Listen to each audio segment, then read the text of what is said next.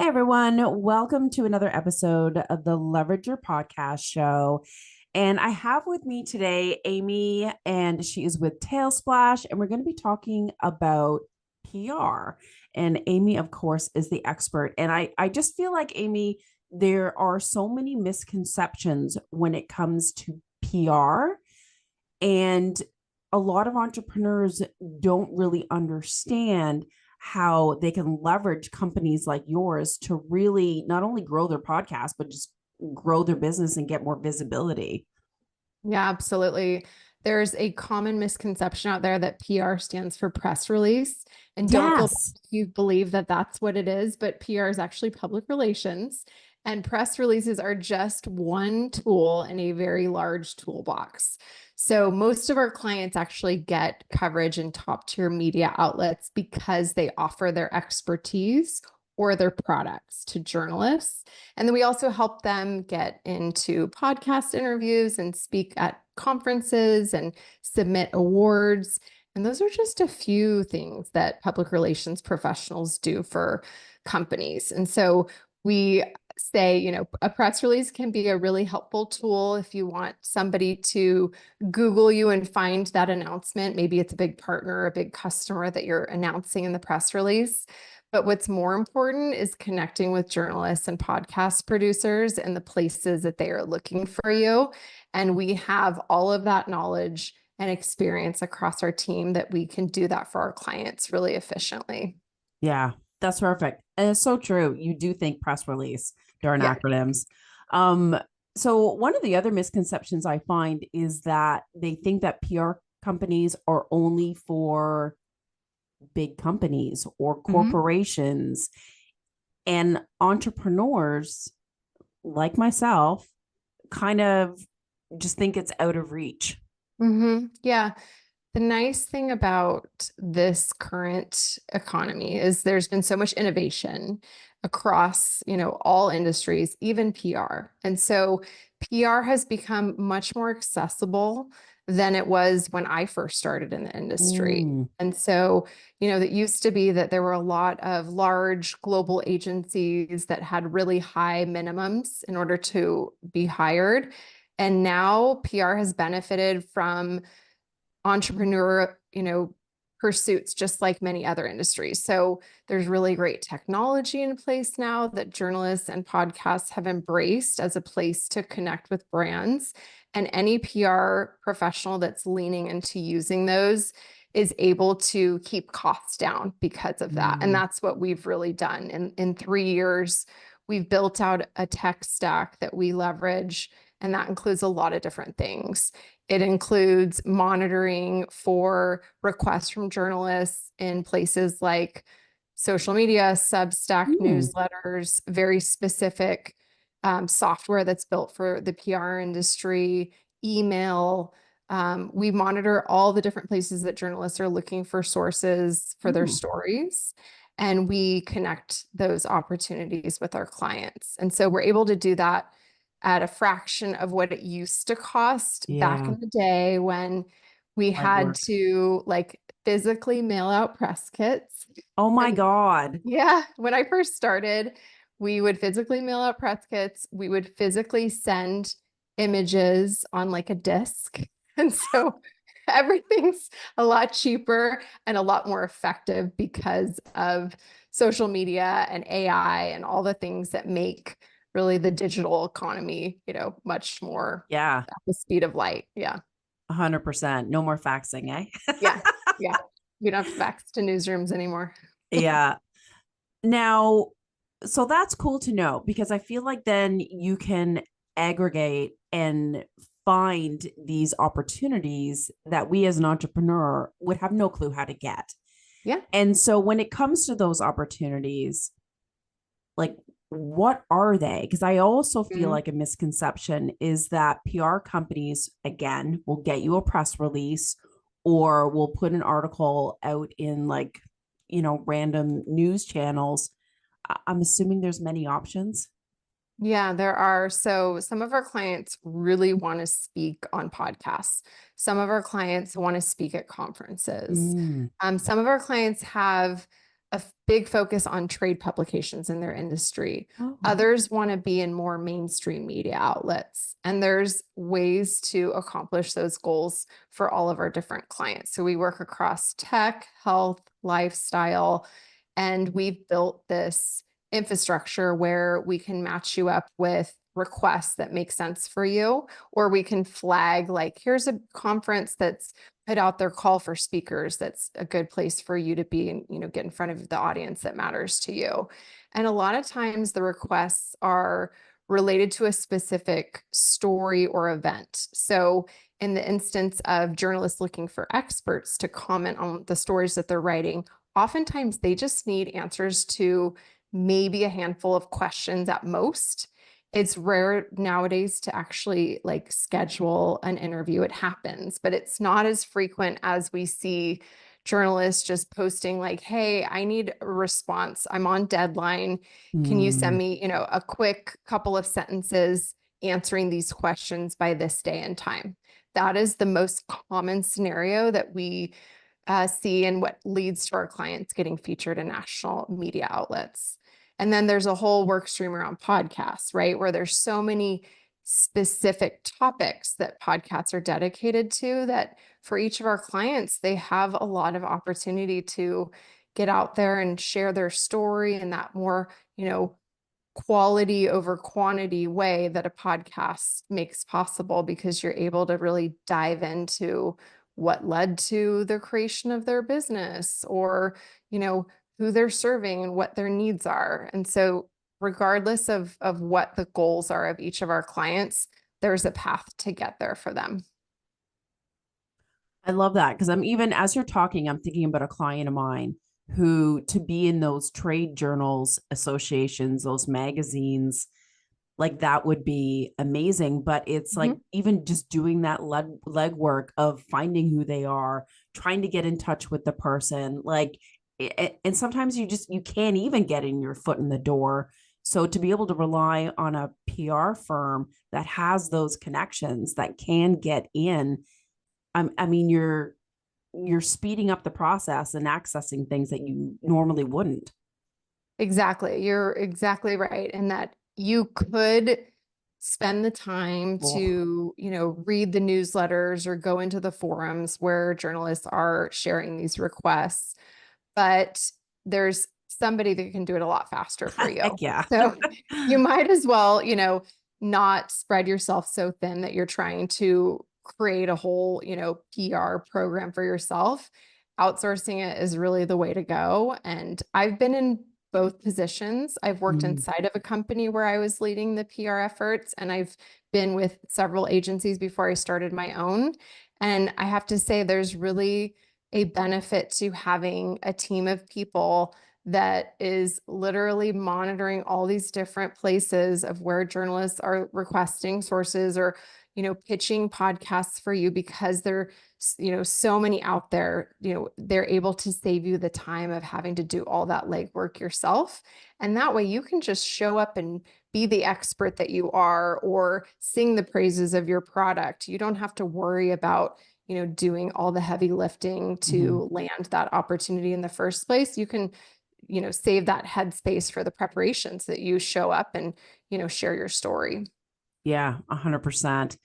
And so here I find is another misconception, and I know it's a thought that's gone through my head, is that people will go to a PR firm to write or submit like one article. So it's kind of like a one and done scenario. So Mhm. how do you typically work with your clients? Is it like an ongoing strategy for a whole year, or what does that look like? So it depends on the situation, but always we advocate for do not walk into a PR engagement expecting overnight results. Mm-hmm. So, even if you are hiring a PR agency to help you announce your company or announce funding or something new, that requires advanced planning. So, even at the most basic level, journalists want to hear about breaking news or an announcement before it happens, and ideally 2 to 3 weeks before you are putting out that announcement. So in order to get that news to them 2 to 3 weeks ahead of when you're going to make the announcement, you need to bring in a PR team several weeks prior, because if you are, let's say, announcing something with a partner or with an investor, you need the PR team to draft the press release, get it approved by all the parties involved, and that can take several weeks. So, even if you have a date in mind of when you want to announce a launch or announce something new, you really need to think about giving yourself, 2 to 3 months to prep for that. If you're Yeah. in a situation where you don't have a big announcement, you're just an expert in your field and you want to start working with journalists and podcasts, you do have to put the time in with your PR team to build that credibility and establish, a frequent pace of outreach with podcasts or with journalists. So I always tell people, journalists don't respond to the first email you send them in most cases. If it's a really catchy subject line, maybe, but Hmm. most likely they're going to have heard from you a handful of times. And then something's going to trigger them to respond. It could be that there's something relevant in the news cycle and they're like, oh yeah, I think I heard from this company that is an AI or whatever the breaking, news story is. And maybe they would be a good fit for this. It takes that connection over and over to actually start to see results. And in cases where we're able to find opportunities for our clients to share their expertise or their products, right when we first start working together, which does happen. We have clients where like in the first week of working together, we're sending things their way that are specifically, requests of them. It could take months for that Yeah. coverage to appear. So we've had scenarios where it's taken 6, 7, 8, 9 months for a story to run that was True. submitted like right after we responded. So, newsrooms are up against the same challenges that all businesses are in terms of resources and time and prioritization. So just because you, start working with a PR agency doesn't mean that you're going to immediately see that coverage start to come through. And it's even the same with podcasts. We've Yeah. seen podcasts that have a queue of over a year for That's crazy. guests, right? Yeah. So these things take time. And the more that you are out there, the more that journalists are hearing from your company through your PR team, or the more that podcasts are hearing from your PR team, the better. And that will build and accrue over time. So you just have to be patient. Yeah, absolutely. I think part of it is the expectation talk, right? It's like when someone starts a podcast, they're like, oh, I'm going to have like thousands of downloads. I'm going to get sponsors and monetize. It's like, you got to rein them in a little bit. Yeah. What do Yeah. you normally tell your clients when you first meet with them to kind of go over that mindset and expectation talk? Yeah, so we really hope that they will be open to all the opportunities that we bring their way, because we tell them, the more things that you respond to, the faster you'll start to see results. But if you're really selective about the opportunities we bring your way, then you're going to be waiting longer for those results to appear. Mm, And so, yeah, we've really had to manage even our own expectations about how long it takes for coverage to run, because that timeline has really extended over the years. And so we say, 6 months is very typical to wait for coverage to run. The exception is if you have something that's time sensitive, like you're part of a news cycle that's, going to be a specific month of the year, or you have, a big funding announcement or something like that. Most of the time you're going to be waiting for a while, but the more we respond to together, the faster those results will mhm. start to appear.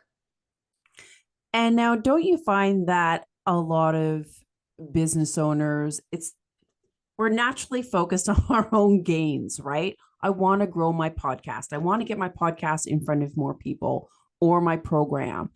And so, but you can't just go to a journalist and say, sell my show, or it's so salesy, right?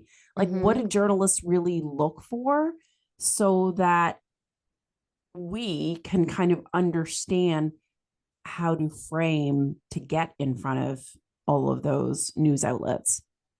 So the most important thing you can do is think about how you can be helpful to a journalist. Mm, And so if you are an expert on a particular topic, you're going to want to focus on the journalists that cover that industry and offer them, tips and advice. And so it's not about the podcast.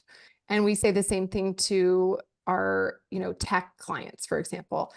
The coverage you get is not necessarily going to be about your product. It's Yeah. going to be about the expert that built the product, just like it's the expert that built the podcast, right? So it's more about what are you knowledgeable about and how can that be of service to journalists? And so that's what, we really design our strategies around is like, what are the topics that you can speak to and who's writing about them? And let's focus on, connecting you to those journalists. Yeah, absolutely. Um, and of course, once you are in a magazine, in a journal, on a podcast, whatever that may be, to me, it's like, okay, then what? Like, it's what you Mm-hmm. do with it that counts. It's not like you start a podcast and all of a sudden, you build it, they will come. Mm-hmm. Um, like, what should we do once we're out there? Yeah, so we market media coverage the same way that we do podcast interviews. So Awesome. we love having, multimedia kind of posts and content that come out of one piece of coverage. And we really encourage our clients to think that way too, because the reality is, you might be in a publication that's really important for your industry, but your network doesn't necessarily read that publication or Yeah. maybe doesn't have a paid subscription, can't get past the paywall. Maybe there's not a backlink in the article itself. And so you don't want to rely on just the readers of the publication to benefit from you being featured in it. You want your whole network and your whole community that's online or on your email list or in your social channels to know that you've been featured because it lends credibility. Yeah. And we hear this all the time. And we have also experienced this ourselves at Tailsplash, where when people see that you've been featured on a podcast or in a media outlet, they get really excited and Yeah. they celebrate that. Sometimes they listen to the podcast interview. Maybe it's a podcast that they don't normally listen to, but they want to hear you talk, right?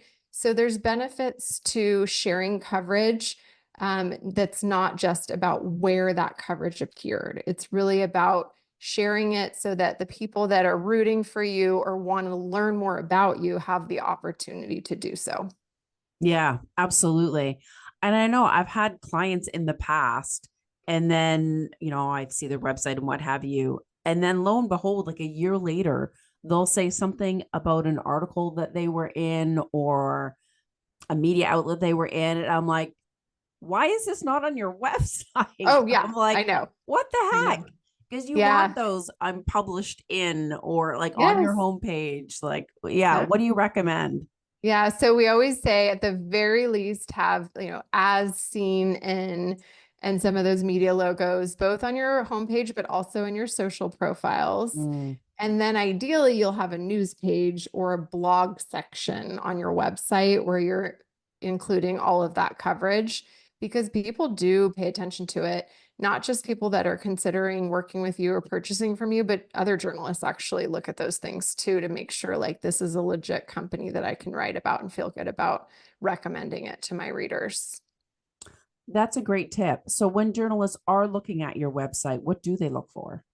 So they are checking you out just like any investor or potential customer would be checking you out, to see that you've been endorsed by other third parties. They look at the expertise and bios of the team. And we've even had journalists reach out over LinkedIn. So they're on Ooh, LinkedIn too. Sometimes they're sourcing stories, sources on LinkedIn as well. And so we always recommend, having a presence on those channels, and we can help you with that too. So you don't yeah. have to, worry about, oh, what do I post on LinkedIn this week? That's something that we can help you with as well. Ooh, that's good to know.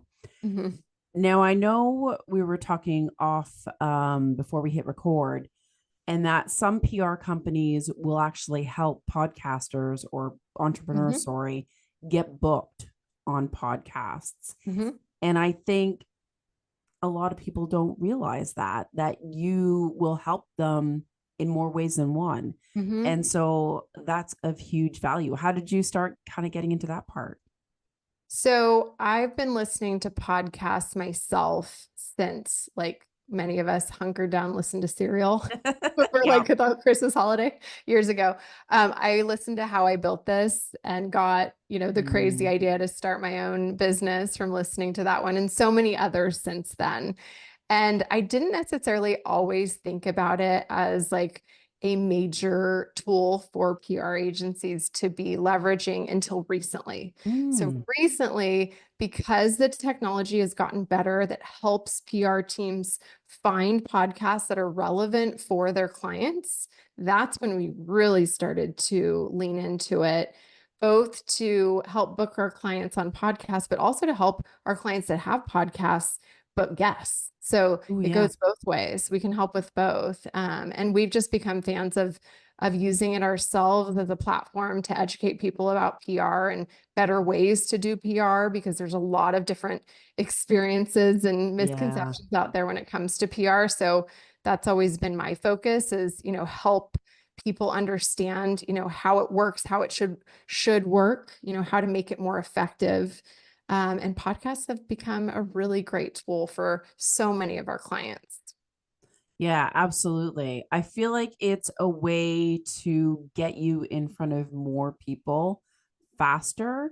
And it's Mhm. such a great way to share your expertise and you're seen differently, right? Like even when you go to someone's website, you see that they've already been on podcasts, you see that they're published. You automatically have that trust from a B2B perspective, whether it's a client or someone looking to gain a speaker further stage. Mhm. Absolutely. Yeah. A lot of our clients want to speak at conferences that their customers attend. And podcasts are a great way to show that you have that, experience speaking. And it's also such a more in-depth format than a lot of media coverage. Media Yeah. coverage has increasingly become, quotes and maybe a paragraph about you that's part of a larger story about Mhm. others because that's just what journalists are required to do oftentimes is to have multiple experts or multiple products part of the story. It's rare that they're given the permission to dedicate the entire article to you. The exception being, trade publications, I would say are more open to that. That's usually going off of a press release. So they're, using the messaging that you've put into the press release because they have smaller editorial teams and not a lot of time to write. But Mm. larger, more mainstream media outlets, often you're going to get a quote, maybe a paragraph. It's rare that you're going to be like front and center Featured. unless, you're one of the companies that dominates the news every day. Yeah, absolutely. Again, it's all about the expectations. But I mean, to be cited in any publication to me is like a huge win. Absolutely. And yeah, and I feel like it just boosts your credibility. And when you boost your credibility, doors open, right? And you can like, you know, charge more, Yeah. have like different packages. It just kind of scales you up. Yeah, it's interesting because there's like a certain level of confidence that comes along with getting to know somebody because you read about them or you heard them speak Mhm. on a podcast. And I also like it as just research. Like some of the ways I've gotten to know, people that I've wanted to work with or, gotten to know the story behind a brand is just, turning on a podcast episode and Yeah. driving to pick my kids up. So Yeah, that's true. I love hearing people's stories. Um, I was going to ask a question and it just completely escaped me. So, when you are working with a client, is there something that you look for? Like, can anybody work with you? Do you have to have a book? Do you have to have a podcast? Like, are there certain requirements? Because I bet you that's going through a lot of people's heads. that's a great question. You definitely don't have to have a book, although it will help Yay. you if you do. If you have one, great. That'll be a Yeah. helpful thing, but you definitely don't have to. Really, for the clients that we work with, we want you to be available nationally. So you need to have, a website that people can Right. purchase from, or a service that people can use across the country, Mm. because most of the media outlets that we're working with are nationwide. So that's really number one. And then, having a place that we can send people to. So having a website, social channels are helpful nowadays. Podcasts and journalists like when, you have a good social presence, but it's again, not a requirement.